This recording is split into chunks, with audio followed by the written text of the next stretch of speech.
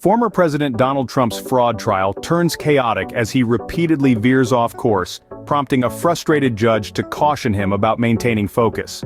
Trump's combative behavior and insistence on discussing his assets rather than answering questions create tension in the courtroom. During the fraud trial, the judge repeatedly admonishes Trump to keep the proceedings from turning into a political rally. The judge emphasizes that the trial is meant to focus on the case at hand and warns Trump about the consequences of his combative behavior. As the courtroom drama unfolds, we pause for a moment to remind our viewers about the importance of engagement. Thank you for visiting our channel. If you find our content interesting and informative, please hit the subscribe button and don't forget to ring the notification bell. Your voice matters to us. By liking, commenting, and sharing our videos, you help us understand your interests and serve you better. Remember, your engagement keeps us sharp when presenting information to you. Thank you for being an integral part of our channel. Now let's dive back into the courtroom where Trump continues to discuss his assets. Trump argues that his assets have been undervalued and specifically highlights Mar-a-Lago. He insists that the property is much more valuable than estimated, claiming it is 100 times higher in worth. However, these claims divert attention from the primary focus of the trial. Throughout the trial, Trump's behavior is disruptive and combative.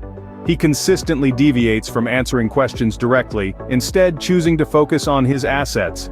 Trump expresses anger towards the judge, the attorney general, and disclaimers in his financial statements. Trump's conduct in the courtroom revolves around self-promotion and lacks restraint. He repeatedly emphasizes the greatness of his properties and becomes frustrated with the judge.